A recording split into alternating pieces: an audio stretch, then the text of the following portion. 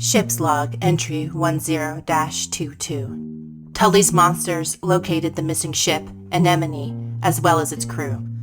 Although Bridget Gubbins and Cortazar the Illithid are safe, there was a complication. Yaush, the Beholder infamous for his hatred of mind flayers, was implanted with an Illithid tadpole by the same elder brain which had experimented on Wendy McDonald and her fellow operatives. The team was left with a VHS videotape instructing them to seek out this elder brain inside the steel bones of an unfinished Dyson Sphere. While in transit, the away team was accosted by a mind worm, a gargantuan hybrid of Illithid and purple worm. Max Ina once again demonstrated masterful piloting skills, maneuvering the Tully into position to dispatch the enemy. The team was then able to approach the Dyson Sphere and safely dock. Unfortunately, Beaufort Gubbins was unable to enter the installation quietly. Alerted by the cyborg's ungainly infiltration, Rommel, a hybrid GIF mind flayer, greeted the party with many guns drawn. This psychic hippopotamus was a combat specialist who attempted to take the entire team into custody for seramorphosis and re-education. Only the unique abilities of the Formeth Cube were able to turn the tables at the last possible moment. Faced with the choice of sparing Rommel's life or allowing his dangerous existence to continue, Wendy McDonald fled deeper into the facility. Beaufort Gubbins and Max Ina were left behind to patch up their wounds, as the fairy Illithid rushed headlong into the inner sanctum of the Dyson Sphere. There, she came face to face with her creator, and the mad scientist stoking the flames of galactic civil war, the elder brain, Dracus.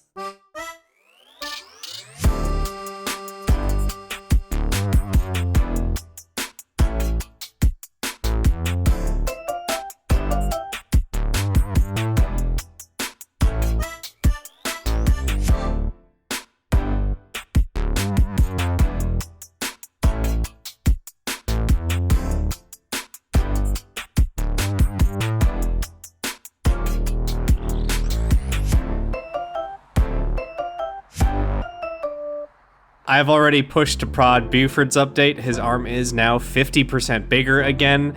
Now I really am just playing the arm. He is sort of like a side character to everything going on.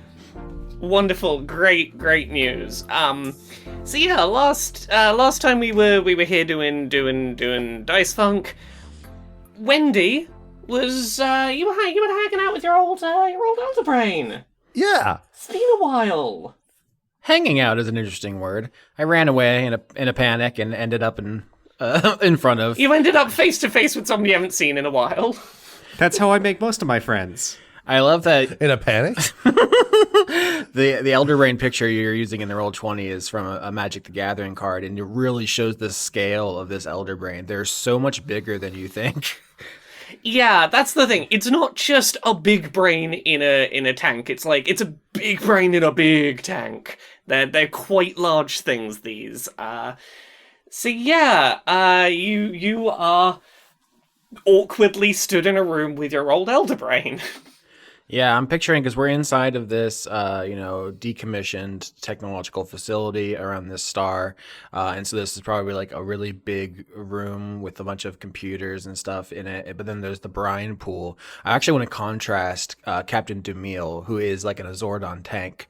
I think Wendy's brain is like in a big wave pool, almost like a freestanding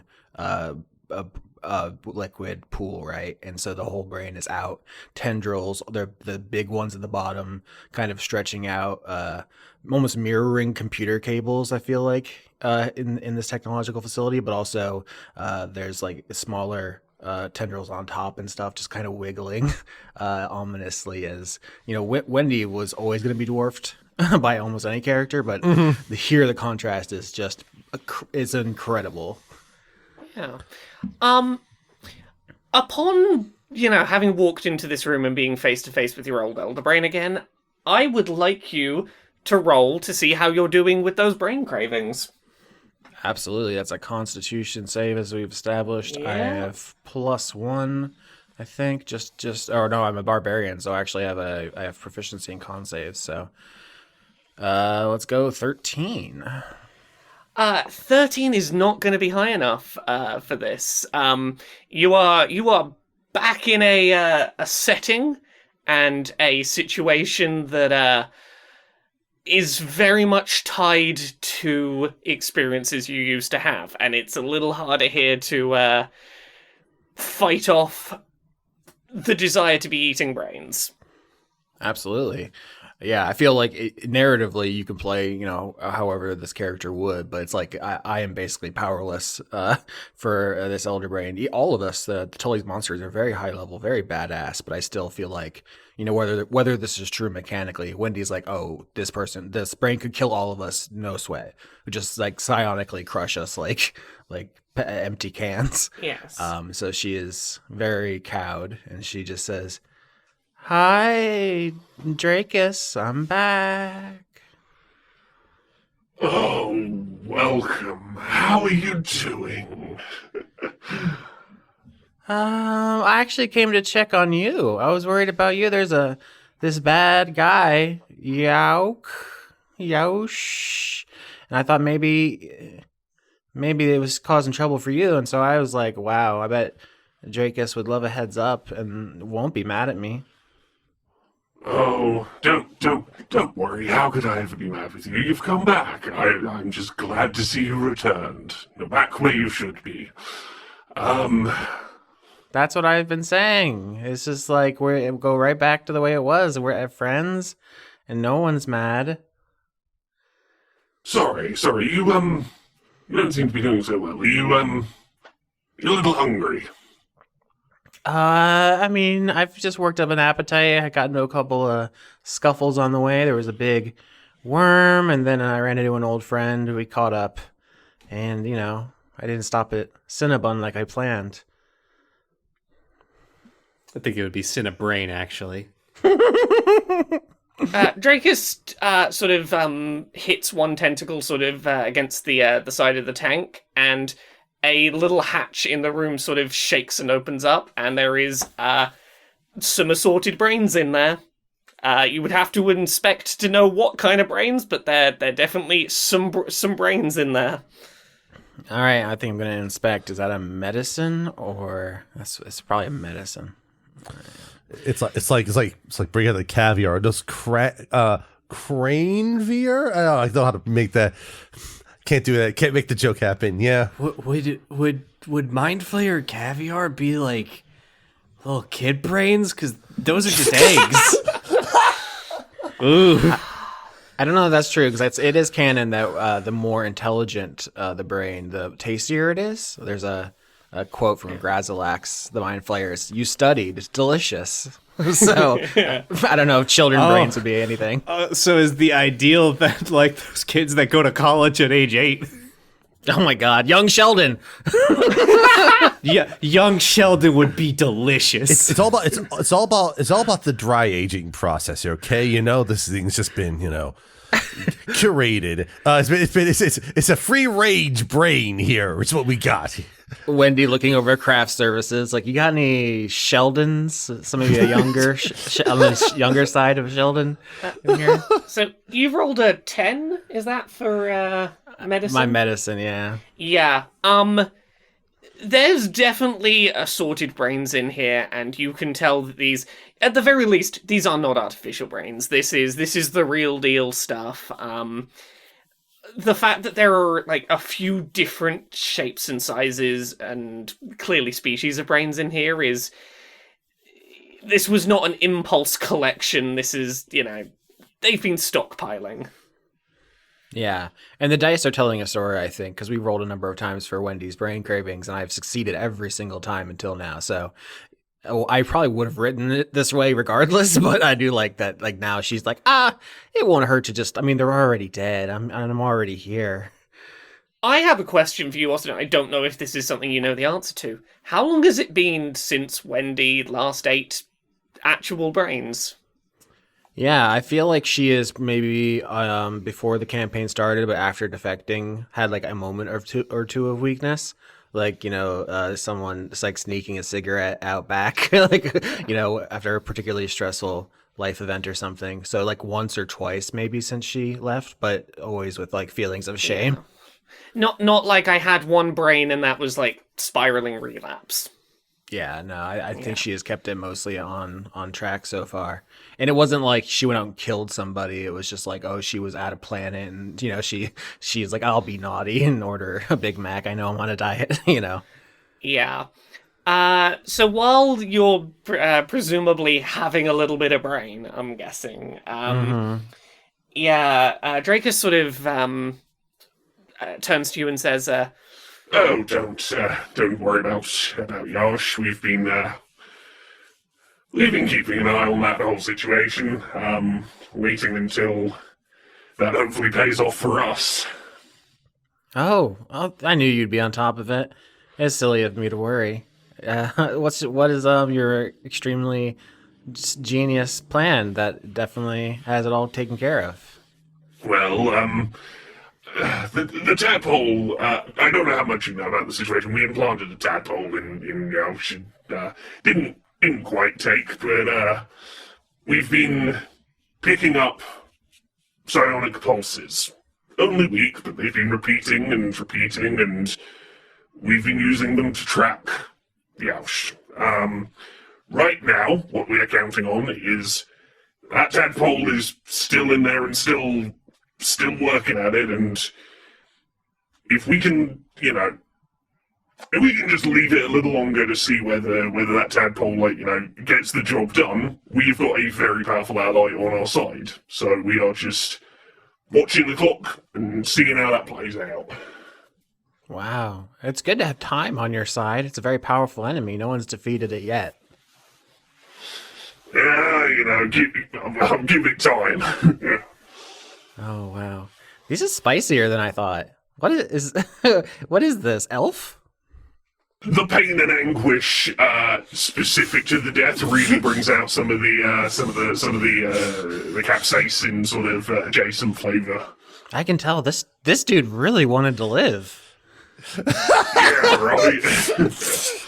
I can taste that he had a family. Yeah, you can. Now, look, let's talk candidly. I know you brought people with you here. I always speak candidly with you, Dracus. I can't hide anything from you. Probably literally. Who is important enough that you have been spending time allying with them rather than coming back to us? It's gonna sound silly, but there's a big metal arm, which kind of has like a human tumor on it, and then there's a cool metal cube, which kind of has like a dog with it. But it's really the arm and the cube that I'm friends with. I can't believe you just called my character a tumor to his main weapon. No, wait, first and foremost, Dan, I thought you were going to say, I can't believe you called my character a dog. That would have been even funnier. But I think your character would probably look at that description like, you know what, that's pretty accurate. I spent more work on the arm than the rest of me. The flesh is kind of disposable as long as the arm is really fucking cool. Besides, it's where I wrote mom on, right? It's right here. That's where my heart is. It's like a cool drill he has. He can replace the drill if it breaks.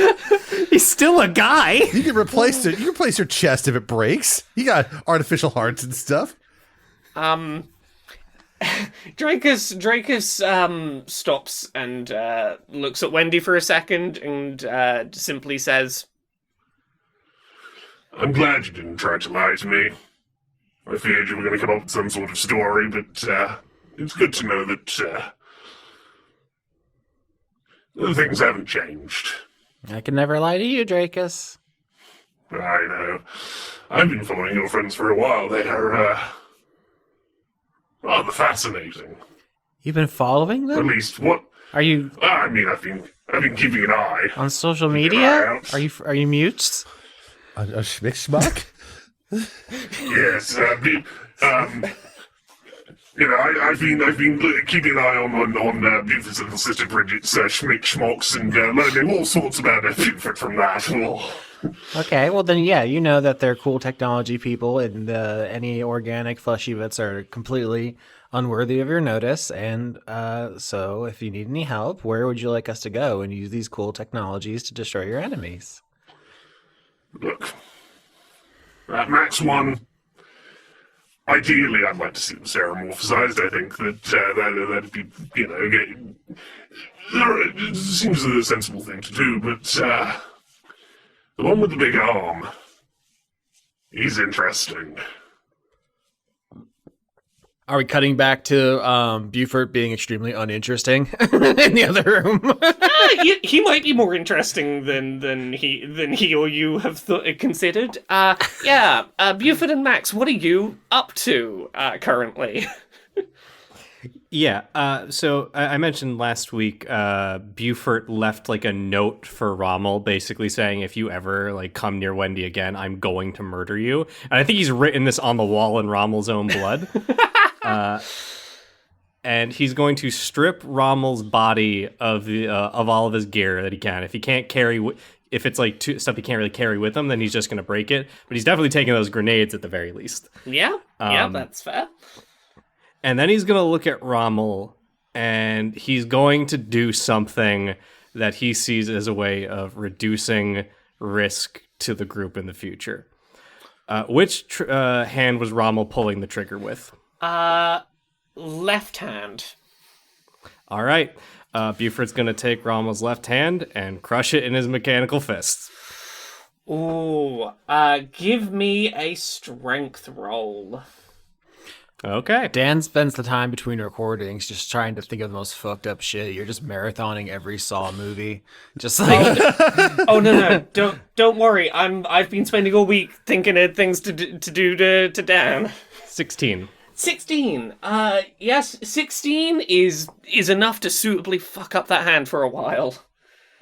Yep. And that's all he's going to do. He doesn't want to kill him. He wants to cripple his ability to fight him if he ever shows up again. Cool. So Wendy ran off, instinctively knew where to run because, knows this ship inside out. You don't know this ship, and you do not know where Wendy went. What do you do?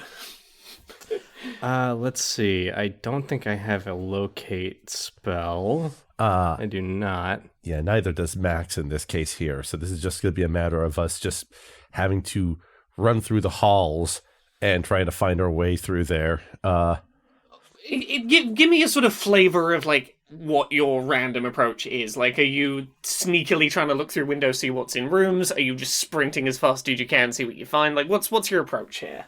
So, correct me if I'm wrong, most elder brains tend to be at, like, the center of a colony, right? They're like, the central point that everything radiates out from. They don't necessarily have to be if the radius of their psionic radius is large enough and the location is small enough, but at economies of scale, eventually, yes, the Elder Brain will end up being in the center of places. Mm-hmm. Then I guess Buford's thought would be like, okay, let's find the place that either seems like the most heavily defended, which is either going to be the labs where like these things are being made, or where the Elder Brain is. Well, actually, no. Buford wouldn't know that Wendy's gone to see the Elder Brain, so he has to just look for Wendy. Yeah, and Max will just nod along and say, "Well, in this case, it's best that we stick together. No point splitting up in a place like this." I mean, I will say, Dan, if you want to roll insight to get a sense of whether your character would know Wendy well enough to click that the Elder Brain might be where she might be drawn to, like, you're welcome to insight that. Sure. Let's do that then. Let's see how well Buford understands other people. I got a 6, not at all. Yeah, no, the thought barely crosses Buford's mind. Why would someone run to the person who used to be in charge of them? That's the worst place to run when scared. Yeah, I think probably Buford's thought, like, this would cross his mind, but then he'd be like, well, this Elder Brain is going to kill all of us, probably. She wouldn't do that. Max is going to be looking for any sort of signage, though, to kind of indicate, mostly just because, it's like, if there's any sort of thing that's written in a language, Max can currently just read it. So, okay. So you're both looking for sort of different things here. So if we get a pair of investigation checks, Max is looking for signage. Buford is looking for heavily defended areas, did you say? Yeah, it's either that or maybe he's taking some flavoring from part of his inspiration, which would be like Mr. X from Resident Evil 2. He's just like systematically stripping through rooms. 26. 3. Okay, you unfortunately do not find any signage, but I think if you start looking for just where looks the most fortified, as you sort of aimlessly wander corridors, just sort of looking for anywhere that seems like it might be important or defended or dangerous, you do come across a room that seems to have, from what you can see from the outside, it looks like an airlock almost, like a decontamination chamber or something. There is some kind of 2-door locking system leading into some kind of other hallway. Is there any signage for Max to read? There is no signage for Max to read with a 3 on investigation. Yeah, that's fine. One of the things we're doing as we're moving is that Max is actually going to holster the bow on their back and, of course, holstering it on nothing somehow just sort of stays in place because, of course, it does. Let's do video game logic with bows. And has their laser pistol drawn that Beaufort modified. And when we get to this sort of like decontamination sort of thing, Max sort of investigates, looks over to Buford, and then just sort of moves to step into the chamber. Yeah, there is nothing to immediately stop you entering the chamber. It's a good thing Wendy narrowed down where in the Dyson Sphere, she knew the Elder Brain to be because, building something around a star, like human minds are bad at understanding scale, right? My understanding is that to build a Dyson Sphere would take more material than exists in like the known universe. Yeah, that's how big stars are. It's pretty fucking huge. There's a reason this Dyson Sphere is only partially completed. They ran out of stuff at some point.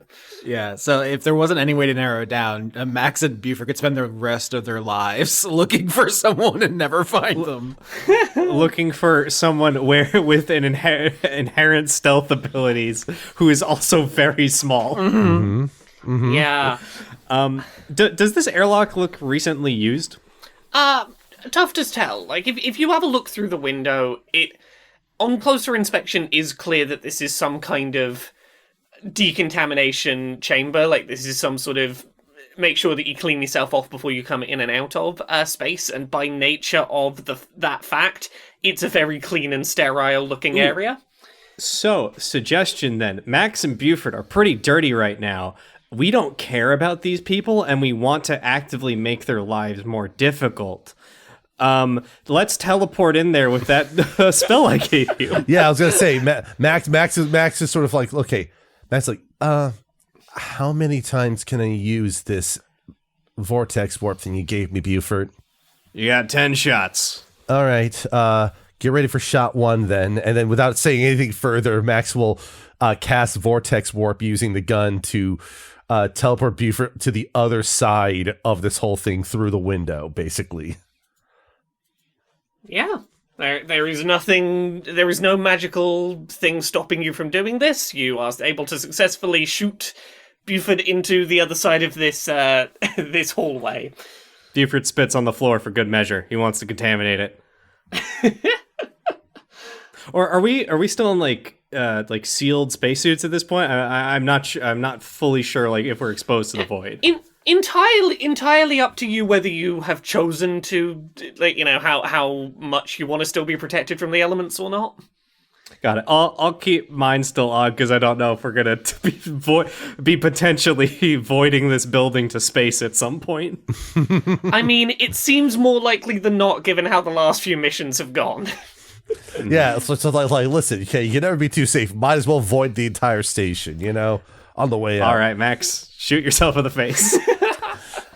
This is a slightly lateral usage of the spell, but I think we can kind of finesse it that way. I'm more than happy for you to shoot yourself in the face with the teleport gun. Persona. Yeah, I was gonna say Persona, it has to be on the side, and then does the guns through, and then Max teleports through to join Buford and. Mm-hmm. Okay. Once you're both on the other side of this, it seems very clear that this is some kind of medical space, and I'll give you this because sort of this was one of the things Buford was threw out as maybe looking for. This seems to probably be where the illithid hybrids are created here. There is a lot of complicated-looking medical apparatus around, a lot of very large sort of like walk-in freezers, a lot of just test tubes and various scientific material. There is no immediate hubbub. It's not like you've walked in right in the middle of, it's big, make a new illithid hybrid day. But you are welcome to have a look around. Yeah, I wanna know what they're working on. What is their secret prototype illithid? I don't know, what's an obscure D&D monster? Ooh, the wolf in sheep's clothing illithid. Yeah. Yeah. So it'll be a squirrel with tentacles on its face sitting on top of a log. That's the actual creature. Yeah. Give me some flavor again of sort of how you're going about now you're in here. Like, are you sort of just like confidently strolling around? You're like, we're in. We didn't go through the airlock. No one knows. Like, what's your flavor? If there's ever like a computer terminal, that's always going to be Buford's go-to.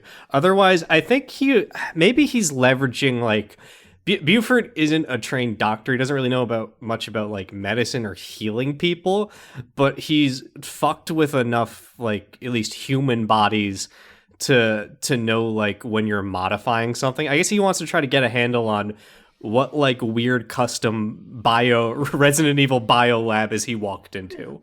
Okay.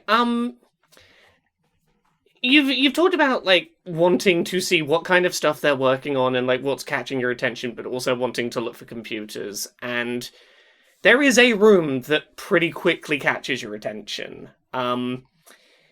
There are a couple of computer terminals in here, but more notably, there is a lot of very large mechanical parts in here. Some of which bear a striking resemblance to some of the mechanical illithid bodies that have been in production for a little while. Mm-hmm. And as you enter this room, a slightly robotic voice announces, "Can I help you?" And I'm going to reveal in the Roll20 the person who who you find yourself faced with. Okay. Well, it is sort of a bit of like a meat man with a jawbone for an arm with some teeth sticking out of it. I don't think it has. This is a Phyrexian. This is a splicer from New Phyrexia. That is a creature from Warriors of Waterdeep, and it's labeled unused pre-production art. Come on, Austin. It's not everyone. Everyone is your beloved Phyrexians. It looks like a sliver Phyrexian, honestly. But more like when they tried to do that reboot in like 2014, Mm-hmm. when they wanted to do some more humanoid slivers. Fools. Mm-hmm. I know exactly what we're talking about. This isn't weird to talk about. Yeah, so this is a sort of mechanical person that has some familiarity to the generic illithid mechanical bodies that the Resubian has been sort of trying to extol the virtues of across the galaxy, alongside the sort of magical clones. Except this one has been pretty extensively modified. It has some very lengthy illithid-esque metallic tendrils on one arm. This thing looks built for killing. And it stops for a second upon realizing who's walked in the room. And it looks at you, specifically, Buford, and goes, "Oh, it's you." Oh, they're friends. Good. So I think I know what this might be meant to imply. Do I recognize this voice? This is not necessarily sounding like any voice you recognize. Okay, it's just a person that's indicating that they know me. They seem to know you. I think I know what you think, and yeah, maybe you might be a little off on what's coming, but yeah. Can I say, when you introduced the robotic illithid bodies in the first arc, Laura, I was like, oh yeah, like an illithid but a robot. Sure, fine. But you've cranked the dial up on the body horror, and now I'm way more on board. He's actually Austin. Are you familiar with Thune at all? Yeah, I think so. It kind of reminds me of like the Thune illithid splicers, which had a lot of like mechanical stuff in there too. It's like pottery. It rhymes. That's from Warcraft, right? Cthulhu? Yeah, exactly. Yeah. Well, it's in there. It's right in there. Warriors of Waterdeep. Wow. Oh my god. God. Buford's eyes will narrow and go, "You know me. I definitely don't know you, but I know what those are." And he's gonna point to the mechanical bodies. "You gonna explain to me what's going on here?" Oh, you should know better than anyone what's going on here. You have, you are the reason I am how I am, and I have so much thanks for you. You have done something wonderful. Oh gosh, I know who this is, or what this is. This illithid sort of introduces himself, and he says, "My name is Volgash, and you might not know me, but I have been dining on the horrors you thought to ship this thing with. Yes! You have jam-packed this thing through with so much suffering. Oh, I know it's only meant to be when I ceramorphize it, but I just keep replaying it over and over, and it has fueled me. Oh my god, Dan, you've created sadism bots. Yeah, Dan. Sadism bots. You're welcome, everyone. Yeah. So for clarity here, Buford sent off some a head in a drawer being tortured brainwaves for potential use in illithid bodies, just, to sweeten the deal of like, hey, maybe these mechanical bodies, they'll feel a bit more real when you ceramorphize them. And it seems at least one illithid has really enjoyed the little presentation you put together for them. Yeah, Buford is like clicking up his emailer and writing a draft. Hey, recall that thing I sent you. Nope, it's too late. You've already unleashed the Cenobites. Oh no.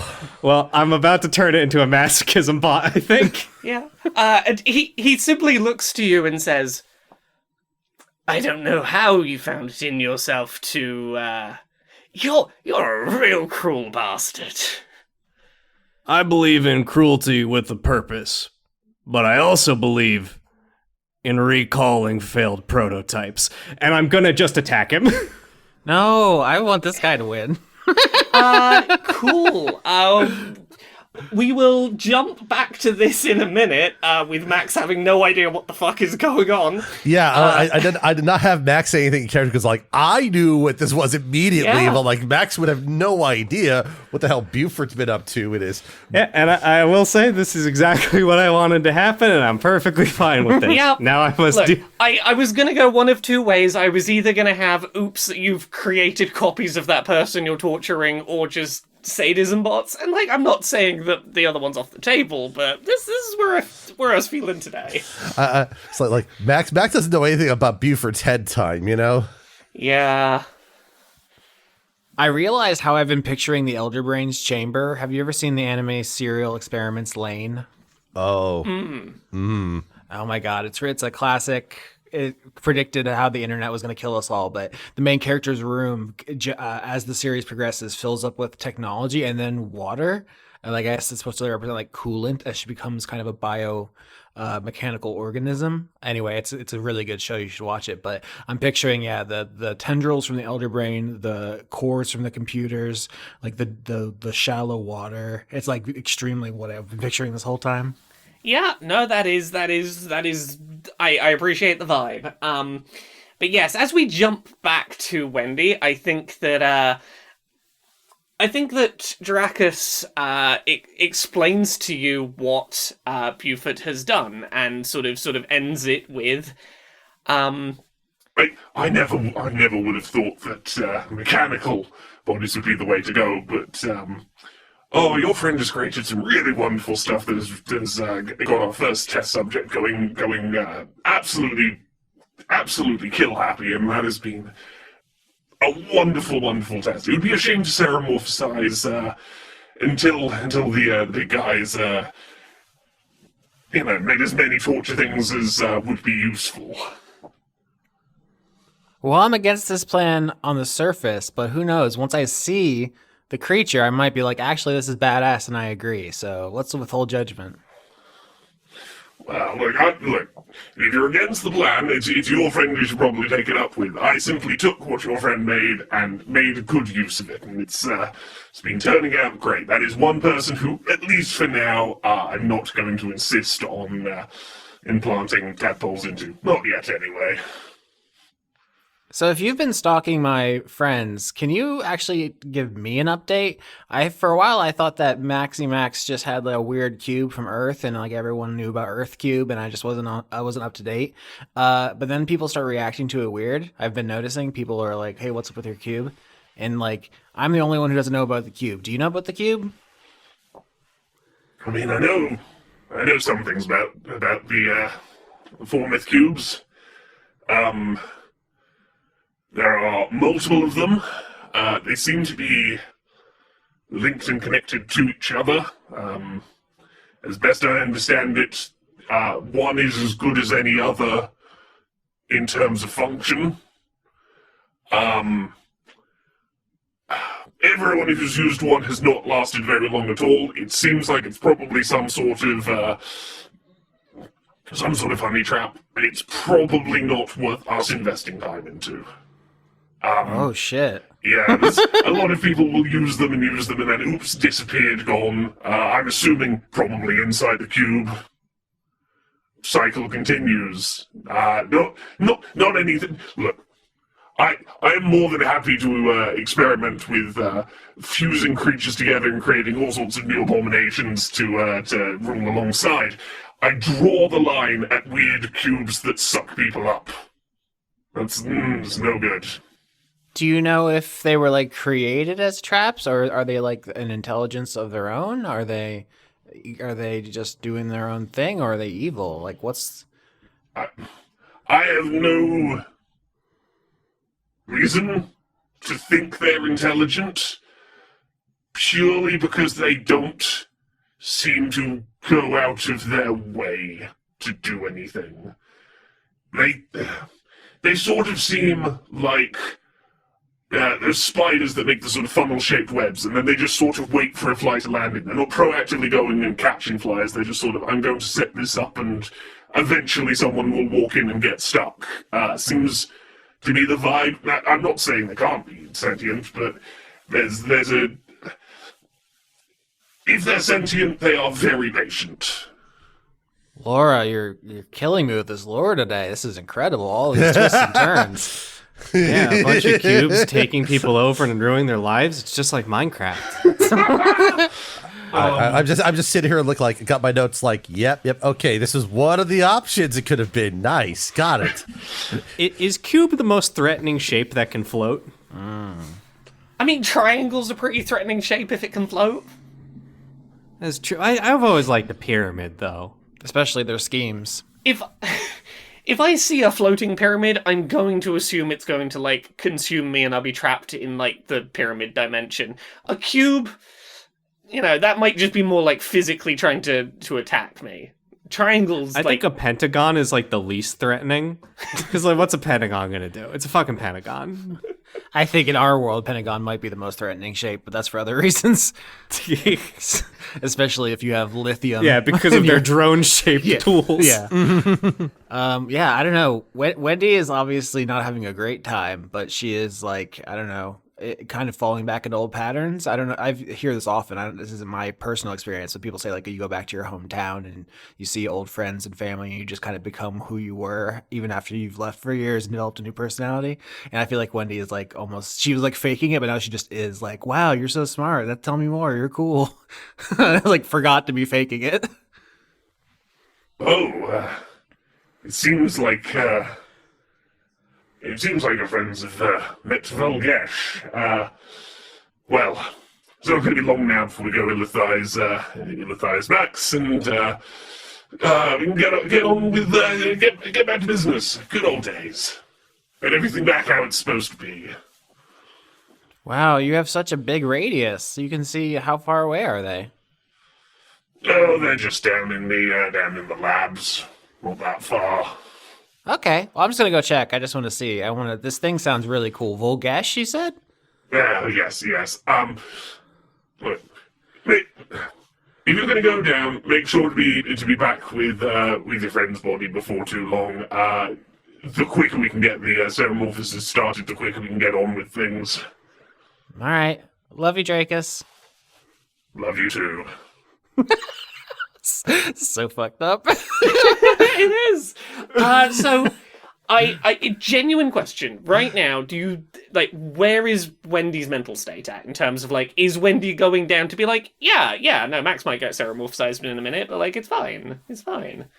I don't know. It's complicated. She's going through the motions. She's feeling conflicting things. She's not feeling confident enough to say no to the Elder Brain's face, at the very least. Yeah, definitely. And she thinks if there's going to be some way to save Max, it'll be through subtle machinations and not open defiance. Yeah, you're not planning to go down and pick a fight with this robot illithid. Yeah. I mean, as far as I think, I want Volgash to be my friend. Frankly, I'm looking at this picture and I'm thinking we're gonna run away together.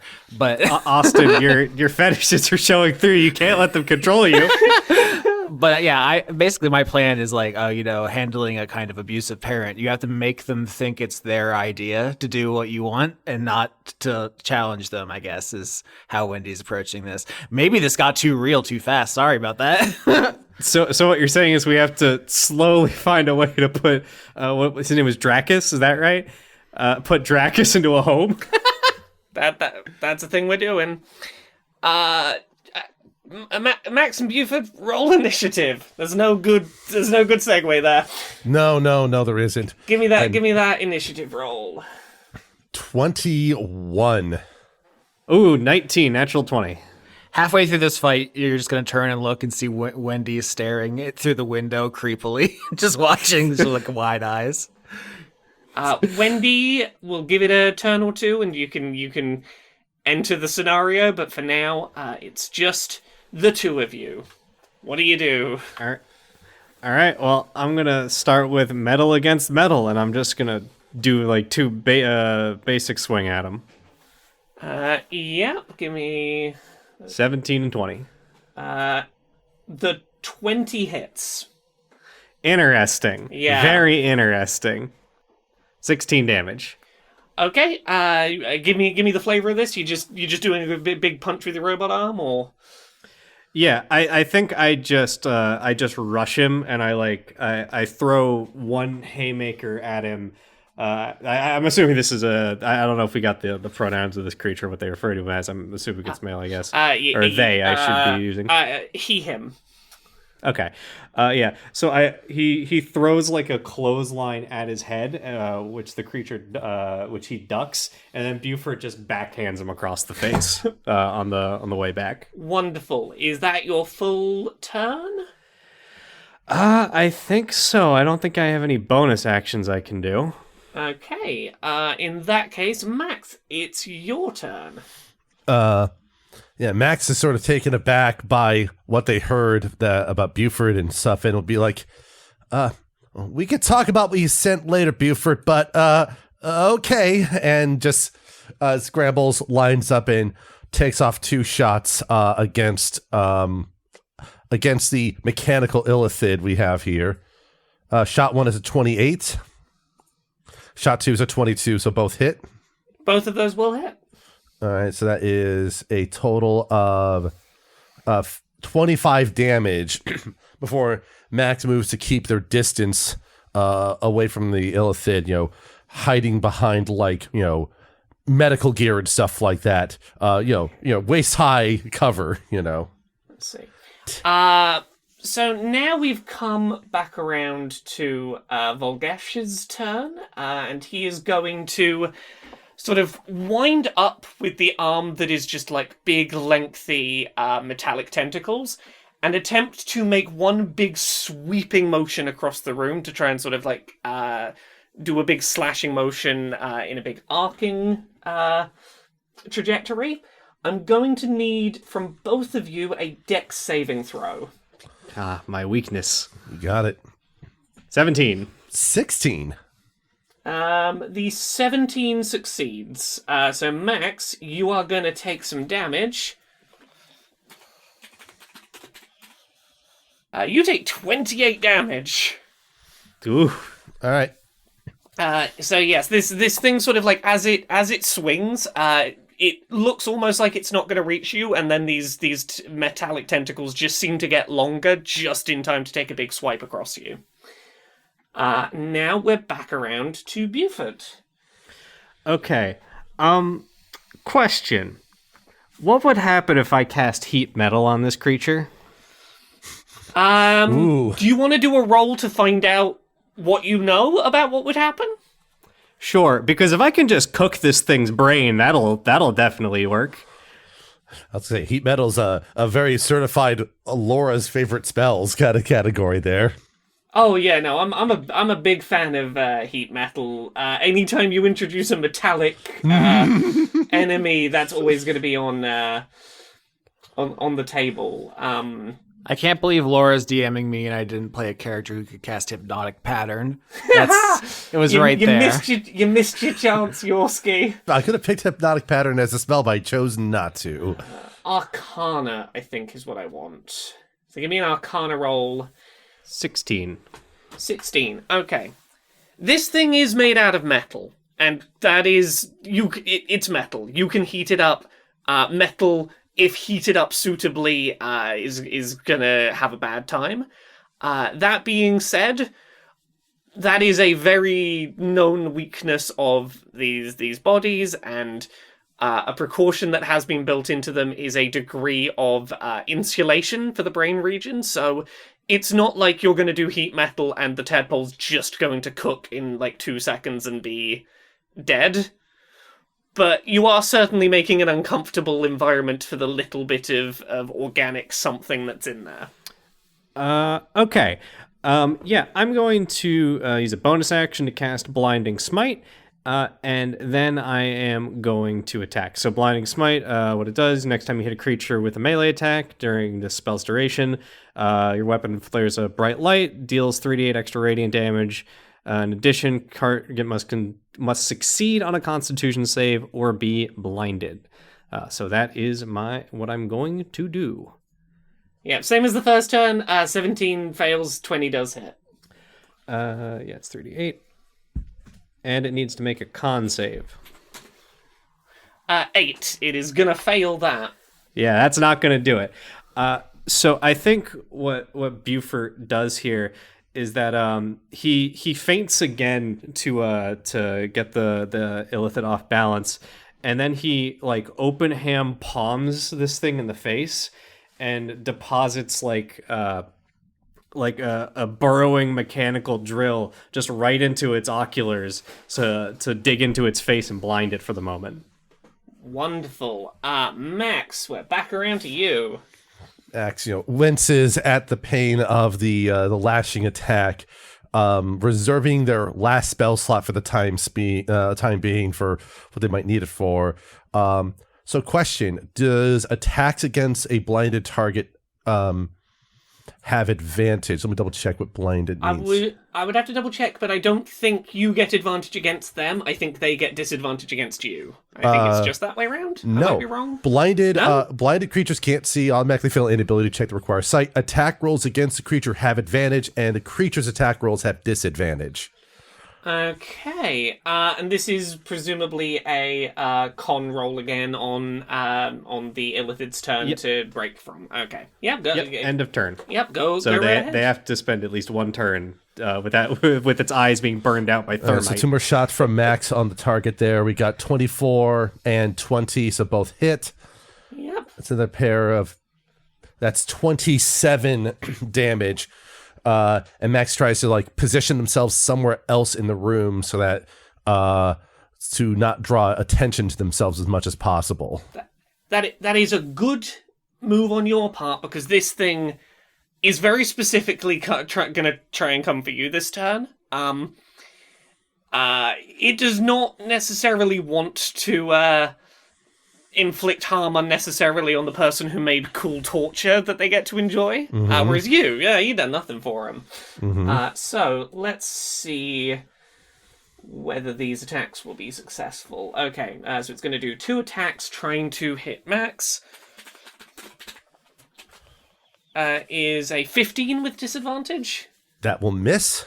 Okay, and the second is a 12 with disadvantage. Yeah, that blinding really, really saved you, because those hits were going to be pretty bad for you. Luckily, even if without disadvantage, those would have missed, because Max's AC is 18, so they would have survived by just 1 the whole time. Yep. This Illithid has not necessarily been in this body for a terribly long time, and has spent a lot of that time just enjoying the pre-installed software.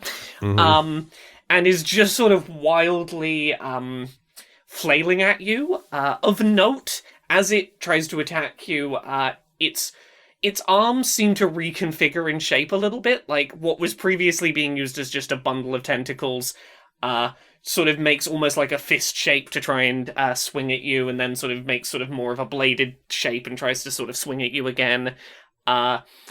It can clearly tailor somewhat how it's trying to attack with one limb.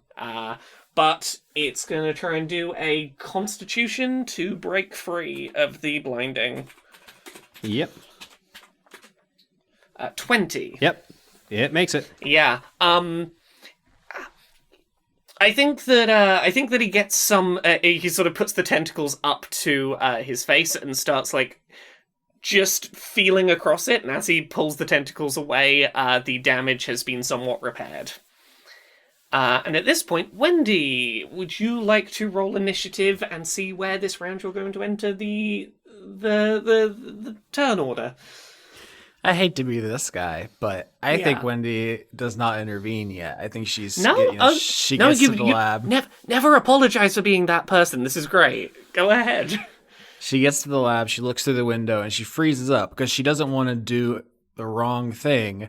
From Dracus's perspective, she wants to have plausible deniability. I don't know if I should say this, but I feel like if one of them goes down, she would panic and rush in and try to help. But she's just hoping that they're gonna win, and then she can say "Oh, I thought that your guy was gonna win because you're so smart and strong," and so you're just sort of staying not obviously present. You're just sort of watching from the sidelines, not making it known you're here.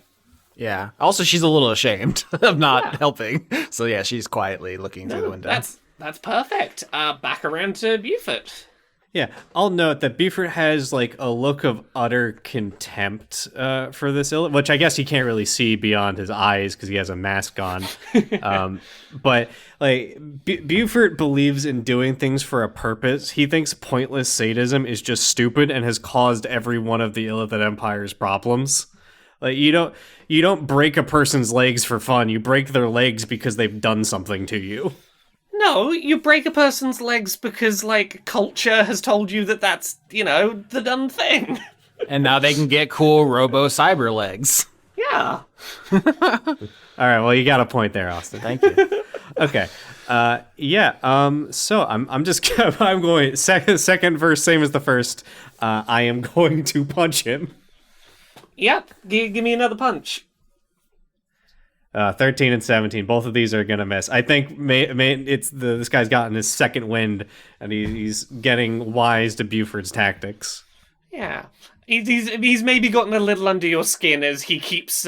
You maybe see flashes in the sort of the sort of eye region of this creature. You're like, oh, you're watching the fucking torture video again, aren't you? I would say if Wendy can see Max, she's going to see that Max is like visibly shaken and clearly panicking the situation, just given the nature of what they're fighting. And Max's only sort of recourse has been to sort of keep their distance as much as possible, take shots, and then try to move in different ways to kind of get the advantage. So this time Max is going to try to shift to another side of the room. They're going to use her angelic flight feature. So they're sort of like barrel rolling across the room, and as they fly, take shots on the mechanical illithid. So that's a 12 and a crit on the second shot there. Okay, give me the damage on that crit, and then give me the flavor. All right. So that's 25 on the crit there. Mm-hmm. Yeah. As Max is sort of like basically Max is sort of almost hyperventilating almost for a moment, then just sort of closes their eyes, seems to be listening to something, and then springs out sideways out of their barrier. As they twist through the air, the like etheric wings kind of flourish. You can almost imagine like little, almost like holographic feathers like careening off a little bit as they turn. They take two shots. One, let's say, almost hits a Buford with that near botch there, because that was a natural 2 there. Before Max's eyes sort of like narrow, and then they line up a second shot right at like the neck of the illithid entity there. Before they land across the room in as much hiding as they can get themselves into. Volgash does not seem at all phased. If anything, he seems to be really enjoying himself here. And he is going to start just like sprinting towards you, Max, ready to try and attack just you. So let's see what these rolls do. Will that give me a opportunity attack as it runs by? I'm trying to think positioning wise. Oh yeah, Max has been shooting from distance, so I suppose yes, you will get an opportunity attack if you want to. Sorry, let me. 16. Nope. I think it just ducks under my arm. Yeah, no, this thing. He rather. Yeah, he is. He's surprisingly agile. He's sort of like almost. Raiders of the Lost Ark, when the thing's coming down and you slide under, like it's that whole movement. Barely breaks his stride, and let's roll to see whether he hits Max. Yeah, I'm seeing what this guy. He's like the liquid Terminator versus my old crotchety metal one. So 2 attacks, a 20 and a 17. Do they both hit? The 20 hits, the 17 does not. Oh, so close. So the 20 is gonna be this one here first. So 14 damage. Do I burn my last spell for this for the time being here? I think the answer is yes. Give me a dexterity saving throw in response to that. What is this to do, just so that I've got context? Hellish Rebuke / Shard's counterattack. Okay. I also have a roll I need you to do, and I'm trying to work out what order they need to happen in. No, you. Yeah. So okay. So I will just say what's happening, so we can work out order. When you are hit with the sort of hammer fist, you have to do a strength save to not be knocked prone, and I don't know whether that would happen before or after your rebuke. Oh, he's got the crusher feet. I would say they both can happen simultaneously, but I'm happy to roll first in this situation. I'm happy. I'm happy for them to be simultaneous. The only reason I ask is in case if knocking prone happened first, rebuke go off? Rebuke has a range of 60 feet, so it doesn't matter if Max is prone. Oh yeah, if you're knocked to the ground and then it just goes off on the floor. Yeah, exactly. Cool. Yeah. So strength saving throw. What did you need me? Strength that you need to do. It's an 18. You are not knocked prone. All right, that's a dexterity saving throw from them. That is a crit. That is a crit 25. Well, they'll take half damage from this then. So, wow, that was a decent roll there, too. So, basically, they punch it, they sort of drive their fist into Max's chest. Max, like, stands their ground and, like, skids slightly, but as they hit the chest, Max's chest sort of, like, almost like sparks, but it's those red lilies kind of almost blooming off their chest before flames erupt, and that's 35 damage, but halved, so that is going to be... that's a 17 damage, fire damage in retribution there. Buford's gonna try to rush him while his back is turned and swing again. Wow. 17 and 6. No, that's the 3. The third one you can ignore. That was a mistake. So 17 and a 16 both miss. This thing is just faster than your arm can wind up for. Like, if you connect, you're gonna do huge damage, but this thing is just, like, untouchable to you, it seems. Yeah, he's gonna have to change his tactics if this happens in the next turn. Energized by the power of sadism. Yeah. Yeah, he's not even, like, fighting back against you, he's just like, that's what I like to see, the kind of person who would torture a head in a drawer. Oh. Now, I'm not saying that Max sees Wendy, but Max does have line of sight to that window looking into the space, right? Yes. If you think to look over there, there's in theory no reason you couldn't see Wendy unless Wendy, are you using the stealth cloak? No. Okay. I would say that Max wouldn't even notice if Wendy was there because they're panicking too much right now. But I have a silly thought there as a reprisal of a thing we did earlier. Mm-hmm. Oh, teleport him outside into the hallway? No, because teleporting an unwilling creature requires a save. Teleporting a willing creature doesn't. Max looks at the illithid, takes their gun, puts it to their own head. Oh. And then cast Vortex Warp to teleport themselves out of the room entirely through the window. So, to the illithid thing, it looks like initially that Max is like trying to just commit suicide in front of them, but instead they teleport themselves on the other side of the door, leaving the creature in the room with Buford for the moment. No one else here now, and you're getting recalled. Okay. I want to, like, pause the turn order for a second. Max has just teleported outside the room. Wendy, you are barely outside this room. The two of you are probably stood very close to each other right now. Yeah. Wendy just suddenly sees Max teleport in, like crouched down on all fours and, like, panting pretty tiredly over all this. Wendy smacks Formith out of your hand. Max isn't holding Formith.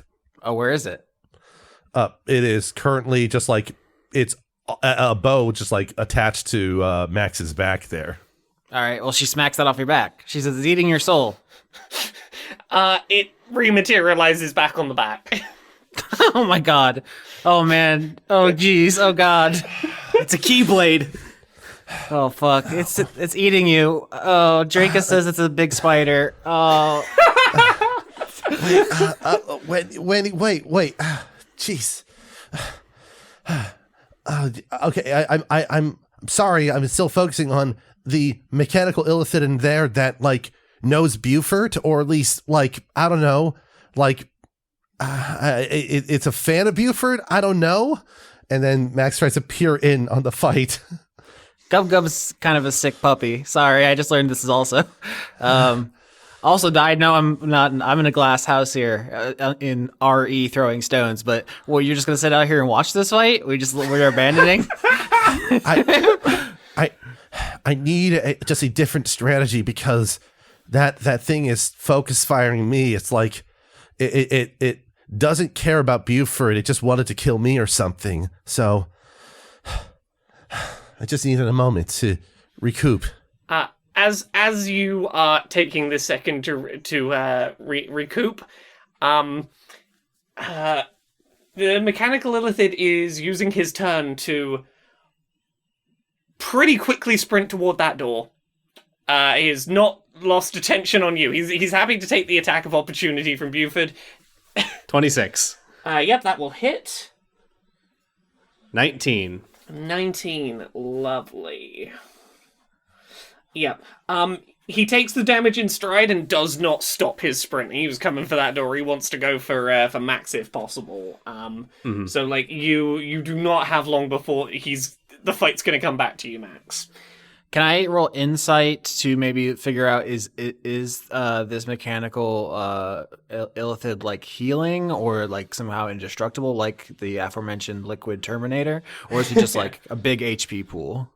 Yeah, give me a Crit. Yeah, crit. Okay. So you know a lot about like the base mechanical bodies, because you know the Rezubian's job is to, at least in part, sort of spread these around the galaxy, and they are very sturdy. Like a big part of illithid traditionalist caution about these bodies is ceremorphosis is a process that makes us very powerful, and that is a cultural part of our identity, and any alternative has to not feel like a downgrade by comparison. And as such, these things are very sturdy. They are not necessarily built to regenerate. I think that you know as much as like that there is not a secret this isn't like the werewolf arc where they're secretly regenning over time, but the HP pool is pretty big on like a standard one of these bodies, and this one has clearly been tinkered around with a bit specifically for the purposes of violence. It is just a big, very dense metal body that is going to take some chipping away at. But the damage you're doing is sticking. Okay, cool. Yeah. So if this is still a winnable fight, then Wendy is going to put faith in Beaufort to win. So I'm not going to interfere. But if it was like, oh no, this person is like functionally immortal, I would be like, maybe we should run or something. Look, you don't know the exact specifics of what has happened to this, has been done to this specific body. But with a crit, the impression you get is this is a winnable fight against a very dangerous person who is real hopped up on murder is fun. And he's not going to slow down until that last HP goes. The adrenaline is really fueling him. Respect. Real recognize real. So Buford, your turn. Yeah. I think I want to change tactics here. With the implication that this thing has a massive HP pool, if I'm just trying to like chip away at it with heat metal, it's not gonna do anything. So two thoughts come to mind. We have seen these bodies get hacked before, and Buford's actively interacted with one in the process of getting hacked.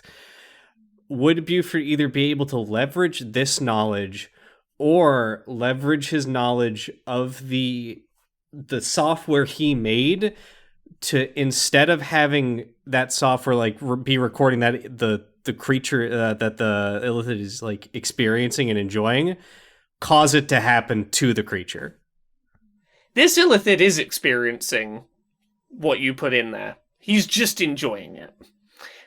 This isn't a case he's running it on himself. Yeah, he's running it on himself. He's feeling the feelings that you put into that brain to be felt during ceremorphosis, that, like, the intention was, during this ceremorphosis analog, it will feel like they're entering a brain that is having a terrible time, but he's just playing having a terrible time on loop, and going, use the adrenaline to do cool murder.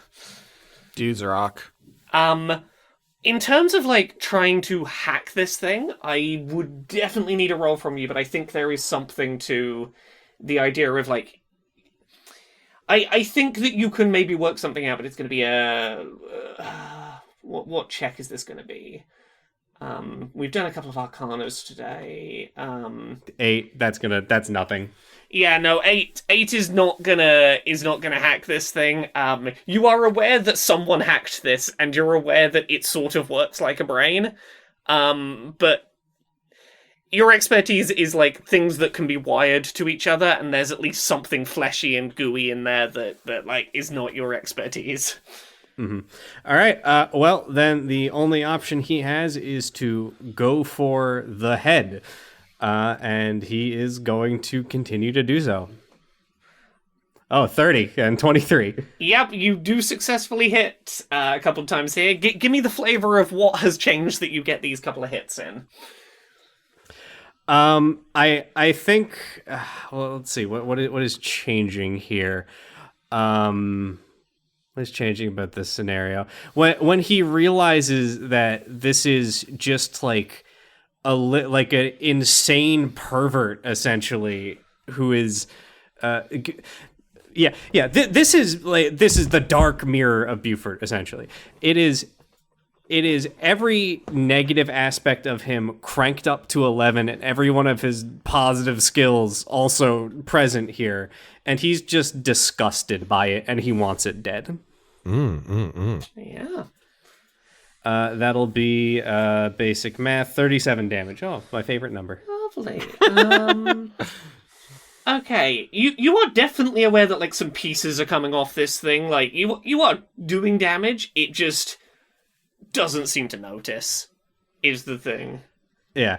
Okay. I think Buford just has to match this thing blow for blow. It's gonna be exactly like Edge Runners. This guy's activated his Sandevistan. I'm gonna cast haste on myself and activate mine. Wonderful. What a great show. Yeah. So Buford like depresses the fucking mom symbol on his arm. All of his like this is his anime transformation. It's finally time. Like the exhaust pipe on his shoulder like rares to life, fire shooting out of it, and he's sprinting at full tilt at this creature. Wonderful. What does that bring your speed up to? It doubles my speed, I believe. And your base one is what, 20? No, it's at 30 now because I have gauntlets of ogre strength. So I have a range of speed of 60. So if I'm now double, or I can't double move because I've already taken an action. So I'm moving 60 feet at it. Yeah, you are keeping pace with this chase that seems to be happening. You are now part of the conga line of people trying to do murder on each other. Max, it is back to you. Max is one hit away from going down. They see Buford charging in, and then just look at the Illithid in front of them and pulls off the persona porting over back to the room that they came from. And so they're back in on the other side of Buford, back in the room that they exited. So with that, Volgash is going to turn back around and start sprinting back the other way, and attempt to do that big sort of swing of sort of the big tentacle swing again. It's only and I must ask, can I clothesline him as he runs by? He's not attempting to run under you this time. He's not trying to solo target Max. So probably not the clothesline opportunity. He is trying to go for both of you if he can. He's trying to do the one sweep in your general direction. Okay, so he's not running past us. He's not running past you. He's, as he gets towards the pair of you, trying to take a swing and see if he can reach you before you hop away again. So I'm going to need a dex save from both of you.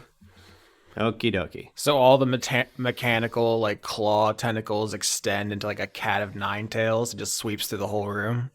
That is the intention. He's just desperately grasping to try and not lose the ability to reach you again. 15. 21. So that's 7 damage to Max and 14 to Beaufort.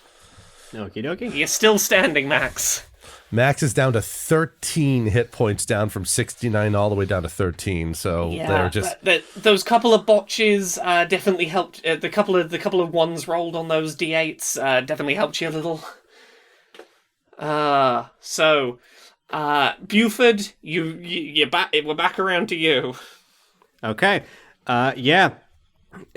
He's gonna go for the throat again. 3 attacks, 21. Only one of them hits. Only the 21's gonna hit. Yep. 17. 17. Lovely. Okay, so that's. Okay, you have taken some pretty sizable chunks out of this thing. You're holding handfuls of there are wires here. Things aren't connected to other things anymore. Again, if you were to just look at his face, you wouldn't know he knew that anything was missing. He's still just as ready for violence, but surely not much more could be removed before this thing has to just stop functioning. I think what Buford is trying to do at this point is rip out parts of its head until he can get to the tadpole and just crush it. I think you are definitely getting in that direction. It doesn't seem like there's much more to rip off before this thing is going to be exposed. Max, it is you again. He's also going to threaten the Illithid while he's doing this and say, "You cannot afford this distraction." Just stealing it directly from edge runners. He looks to you and says, "Every moment of existence is pain. I'm happy to go out as I came in. Make up your mind. I thought you liked this. I'm having a great time. Pain is wonderful." It is Max's turn. He's having a wonderful time, all right. Max is going to do another attempt of just making distance further away. So a combination of angel wings, diving away while doing shots across the air. We'll do 2 shots here. 27 and crit. Yep, they're both gonna hit. So that is going to be a total of 26 damage. It's very clear that this body cannot take any more of this. And there is one last big burst as all of these sort of metallic tentacles stop trying to hold a humanoid form. And what you're left with is essentially just a head shooting a very lengthy mass of metallic tentacles, trying to get one last hit in on Max before failing to be able to do anything else. So this will be the last attack of the combat. The combat will end with this.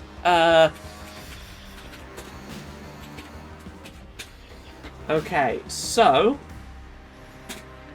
Oh, that's not how that works. Okay, so for the listeners, I accidentally rolled 20 plus 9. I didn't put the D in, so it just rolled 29. I was like, okay, I'll do it again. I rolled a D20 plus 9. It's still 29, a crit. So let's roll the damage for this last hit that is coming towards Max.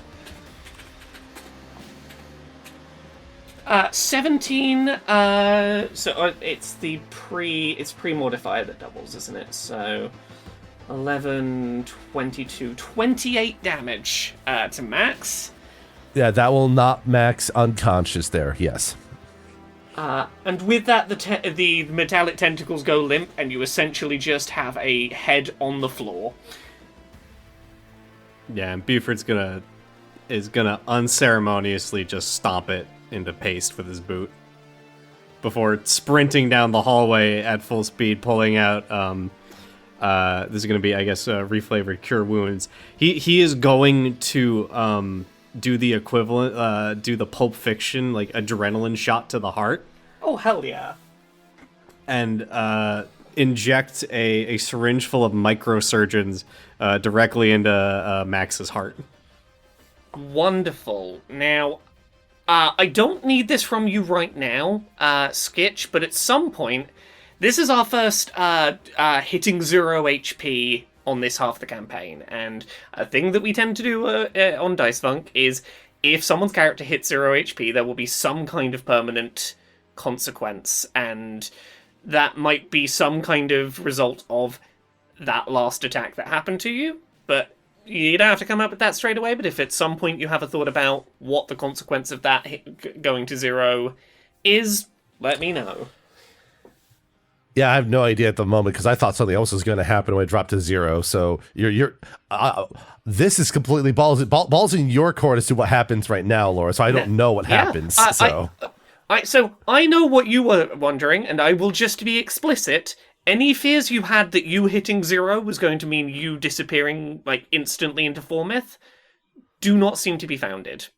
You have hit 0 HP, you've lost consciousness, you've been defeated, and the cube has not consumed you. The big spider hasn't left its web. That seems to be the case.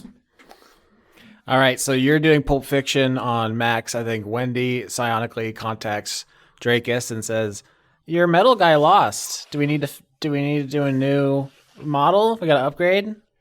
He what? Yeah, I just watched. I thought you were tuning in on this channel. You what? Did you not help? No, I thought he had it handled. It was going pretty well. How long were you down there watching and not helping? Two against two you'd have been fine. Well, a round in combat's only 6 seconds. It's like Have you gotten soft since you left? Just stand and watch a fight rather than take part? I'm a little softer. I mean, the brain substitutes are, they're high in sugar because they want to make them taste good. Wendy, get your friends and head up here. Now. Okay, Dracus, I'll see you in a minute. Stay moist. You get no response. Wendy says to Max as you're stirring on the floor, like, "Hey, so the Elder Brain knows we're here, knows all about you and your whole stuff, and we're in a lot of trouble.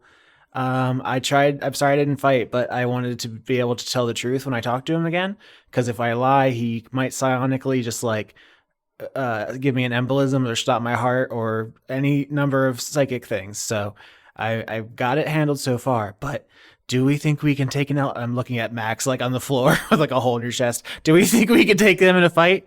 No, I don't think we can. So are we running? What's going on? Yeah, I think we gotta get the fuck out of here. I need to handle something first.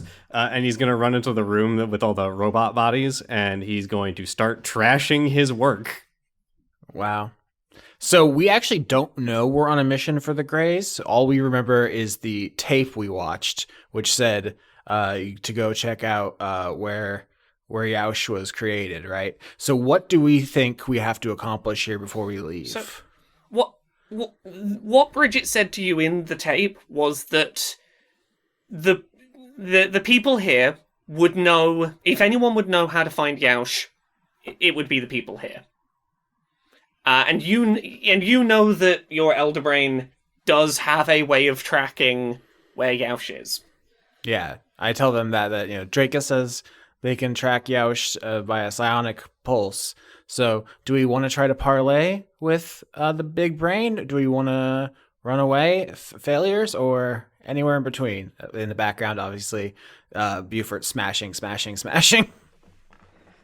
Yeah, I think Buford sticks his head out the door. You just said it might give us a psionic embolism, and everyone here has either wanted to kill us or put a tadpole in our brain.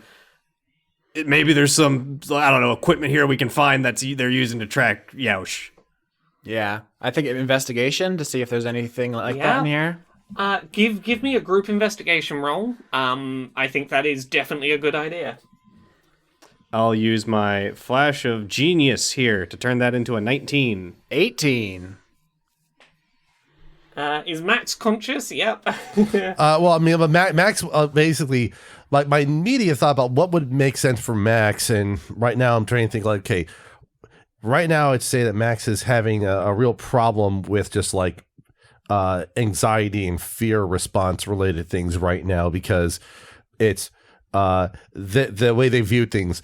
They were being hunted down and their allies / friends either didn't or couldn't help protect them from it. So they are feeling very rattled right now.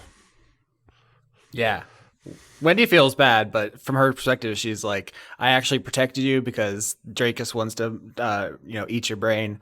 And this way we can kind of still bluff that I didn't help you and I'm on their side, so. Okay, with a 14 and an 18. That's a 19. I've turned it into with Flash of Genius. Okay, so we got an 18 and a 19. Okay. The group passes, and I think what you find is not necessarily what you were looking for, which the way I think you put it was looking for a machine that could track these psionic pulses. What you do find is some readouts and some printouts of this repeated psionic pattern that's been sort of pulsing out in space. And I think, Buford, you're the one that has this realization. Bridget was helping work on that big satellite that was going to be good at detecting transmissions that might not usually be detected. With this pattern, and knowing you're looking for, this repeating psionic pattern, you might just be able to go back and, once that satellite is done, track Yaush yourselves. You've got the machine that can do something with this. Oh my goodness, it's like pottery, it slimes. What? Okay. I'm gonna corrupt it more every time I say it now. Okay, perfect.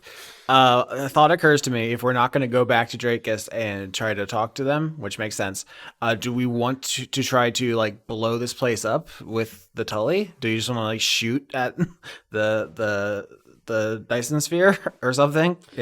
That was going to be my next suggestion, that if anyone doesn't stop him, Beaufort was going to set up all what he was planning to do to the Illithid before. He's going to blow up this hybrid making lab with all the grenades and equipment that he stole. If Buford starts blowing things up with grenades, Wendy will psionically call out "Oh no, he's gone mad! I can't stop him! Oh no, now he's taking me hostage!" And Wendy flies into your arms. That's very funny. He hasn't done it yet. He was going to set it up and then go all right, are we ready to fucking book it? Yeah, she's just giving herself plausible deniability so she can say she was kidnapped and not that she ran away. Wendy,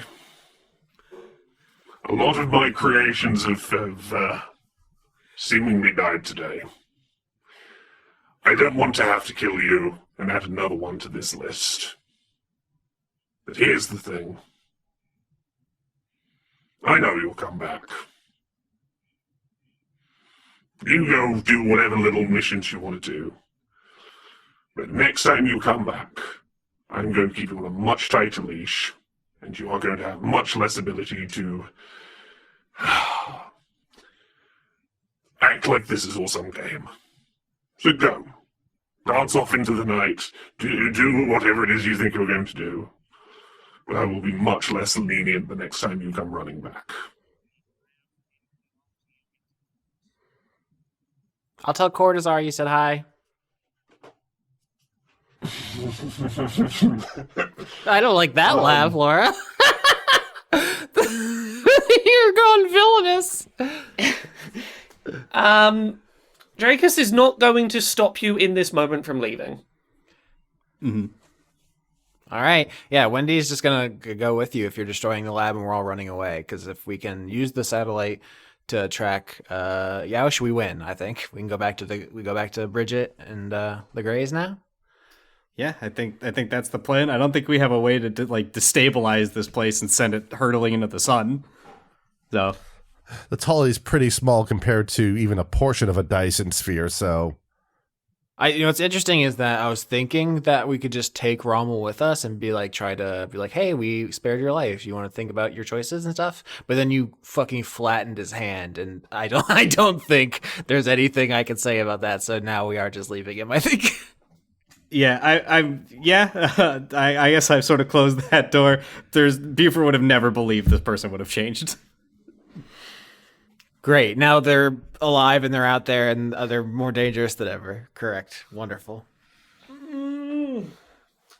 So to clarify, there was some talk of trying to use all of the ammunition and grenades to do an explosion of some kind. Is that still the plan as you're leaving? I believe so, unless I get 2 nay votes.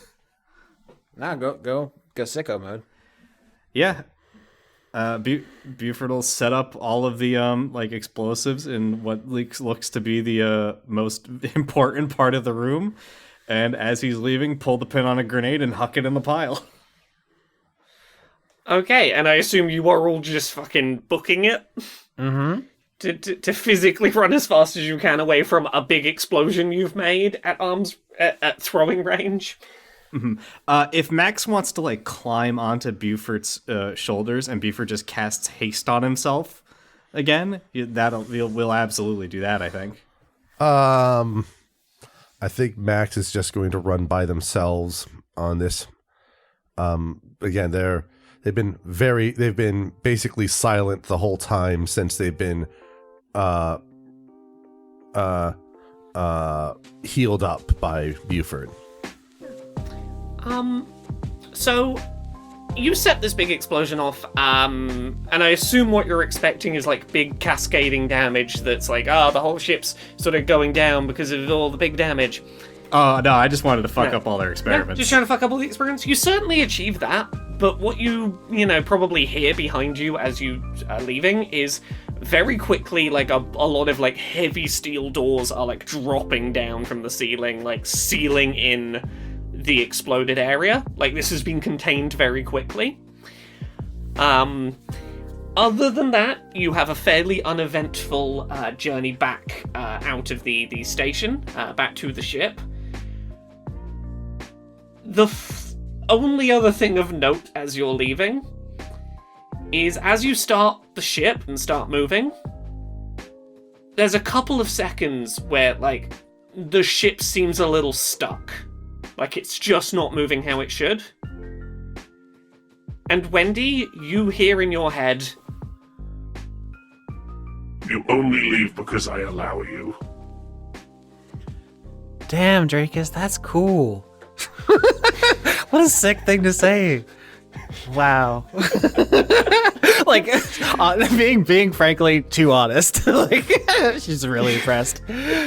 Yeah, I mean, Max has been quiet this whole time, obviously, hurt both physically and emotionally by everything that's going on, and I feel like a more tactile character would give you space to process, but Wendy is just sorry, Max, I didn't want you to get all stabbed up, but one time I saw Dracus kill an ogre by Wendy? wringing their whole body out like a towel.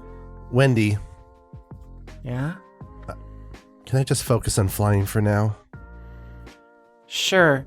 Are you picturing it, though? The ogre being wrung out like a towel? And psionically? That could happen to all 3 of us. The only thing I can picture is being chased down and nobody helping me. Buford helped. I said that really quiet. I don't even know if that picked up. Buford helped. Buford, you want to speak up? I think Buford is just sat in his gunnery chair, mask just fucking tossed to the side, rubbing his temples, thinking about how he has to unfuck his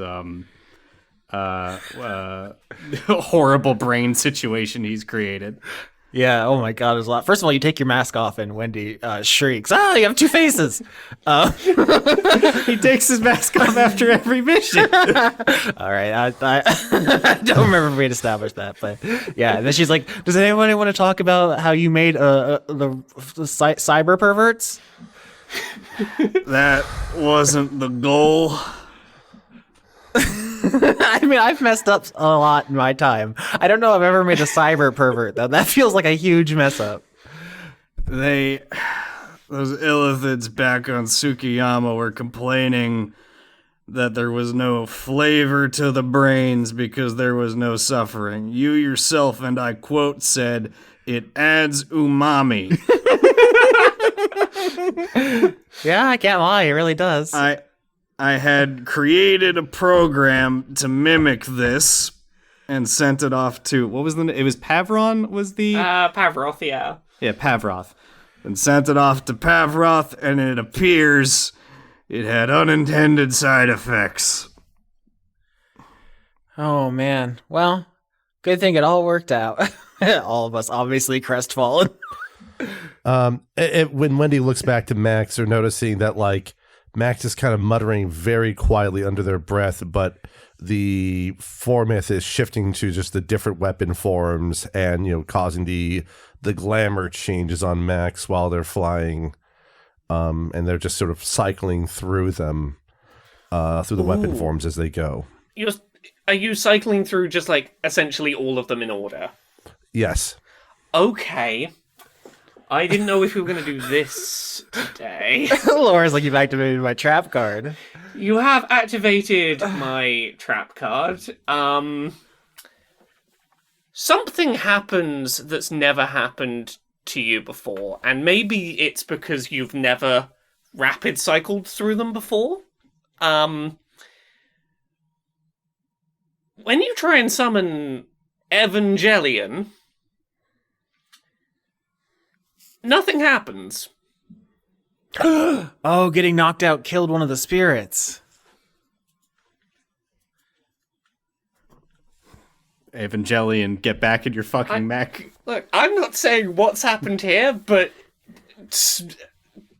Evangelion does not summon when you attempt to summon them. Oh my god, they're extra lives. Laura. Look, they might be, they might not. I'm saying fucking nothing. Like there's definitely like a tinge of like worry in Max's voice when they try to shift the foremyth into like the morning star shape and it doesn't do it. It's like a pause, it's like decrypt Evan, and nothing happens, and they do it a few more times before shifting back to You do it a few more times. Okay. On maybe the fourth attempt, Evan does materialize. Oh, well, yeah, and to be clear, the actual projection doesn't happen unless Max actually takes out a target, so the morning star manifests effectively. So to be clear, the morning star does manifest, but it like takes a second of you trying it over and over. Like something wasn't working, and now it is. I get so excited about plot twists I make up. This is like when I thought the space station was a werewolf. Look. These things being extra... Look, I didn't know whether Max was going to try repeatedly or not. I don't fucking know how today's going to go. Look, extra lives would have been a brutal way to go, but this is just another piece of the mystery. What the fuck's going on here? Who knows? But Max settles once the morning star manifests, and then they will shift it back to the longbow representing Dash Ina, and then continue to fly back to where Cammy and the others are. Can I just say, it took so much restraint for me to not make Dashes the one that was momentarily not materializing. I thought about it. I was like, look, Max is having a rough one. Look, had Max had a better time this episode, I might have done it. I was like, this feels like that would be you just piling a little too much on the pile. Listen, this is an Omni character arc thing going on here. So you could have done that. I would have been like, I was expecting that to happen. No. Don't worry. There's plenty of time for Dash not to materialize later. Who knows? Who knows what will happen? Yeah. So. Do you talk about any of the awkwardness going on here, or...? Wendy already brought up the cyber perverts and some stuff, so I feel like she has said her piece, but she's open if Beaufort wants to start something. Yeah. Okay. I think Beaufort will just own up to it and say, all right, I'm gonna be blunt. This is my fault, and there's been something I've been hiding on the ship, and I think I'm going to have to answer up for my mistakes. Beaufort is how do I put this? So Buford's mindset right now is that he is fucked up royally and has done something that is going to horrifically damage the reputation of the peace mission, right? Which is something that is going to drastically impact his sister's dreams. So, and the only way he can think to get out of this is to own up to his crimes. He is going to start fiddling with his shoulder and then fully detach his robotic arm. When we get back to the Resubian, I am going to turn myself in for torture. I understand the problem you were trying to solve, but why a guy? Where'd you get a head, I guess is the better question. I'm going to cut to the quick. Where'd you get a head, Gub Gub? It's about 15 years ago. There was this little minor pirate lord kept hitting my convoys. Bridget was 5 at the time, and I'll be honest, I was getting real sick of my job. I killed a lot of people, put a lot of people in the ground. And yet, after a while, you sort of look at yourself and go, is this all there is? Just digging graves and putting bodies in them? I tried to soften up, tried to be nice, let someone go. Just once! Let someone go. About 6 months later, I get an alert from my house that someone's broken in. He killed 3 of my men, ripped out their implants to bypass my security, and had my sister at gunpoint. And I made him pay for every ounce of that.